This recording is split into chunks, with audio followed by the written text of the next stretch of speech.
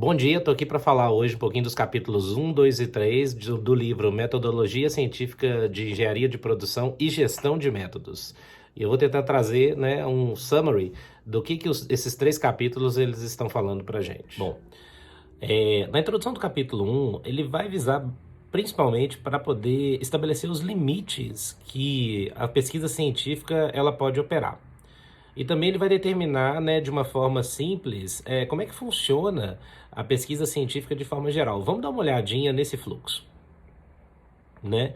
E também ele vai falar um pouco para a gente da diferença da pesquisa para o senso comum, né? Geralmente o senso comum fala um pouquinho para a gente sobre um conhecimento comum que a gente interpreta as questões e como que a pesquisa se diferencia desse senso comum. E quando a pesquisa gera um conhecimento aplicado, isso altera o senso comum.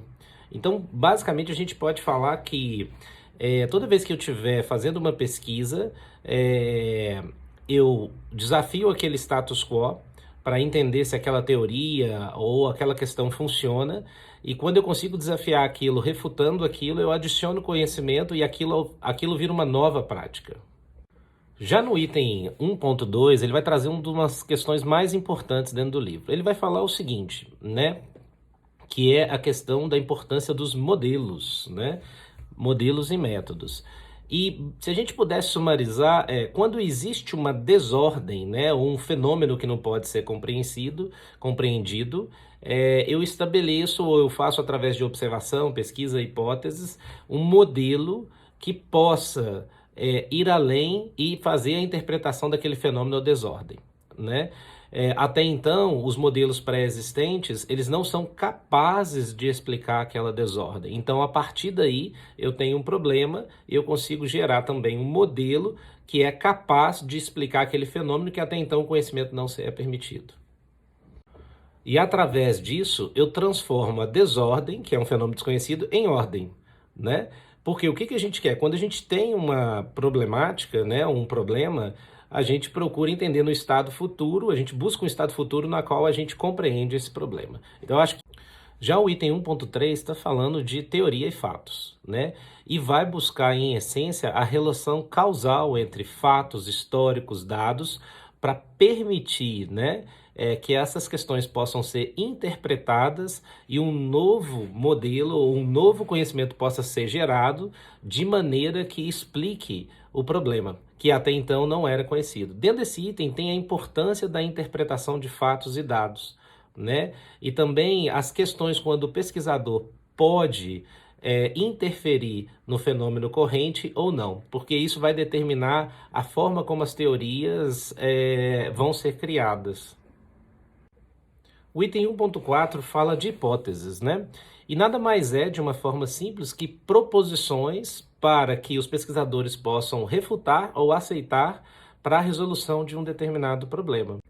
Bom, assim o final do capítulo 1 basicamente sumariza as bases da pesquisa, ainda fala sobre algumas pequenas teorias, como indutivismo, falsificacionismo, mas ele dá as bases para que a gente comece a entrar mais tecnicamente na metodologia científica.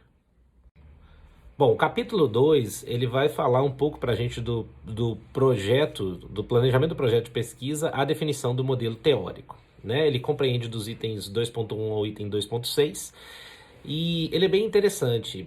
Primeiro ponto que ele vai trazer para a gente é para quem que esse conhecimento tem valor, Eu preciso entender, assim como uma matéria-prima ela é transformada e gera valor para o mercado, para qual mercado esse conhecimento tem valor, Enfim, ele precisa gerar valor para o mercado acadêmico. Então, eu tenho que partir desde a inquietação, a definição desse problema de pesquisa, Isso tem que fazer sentido para alguém. E desde a inquietação, eu preciso ter um referencial teórico.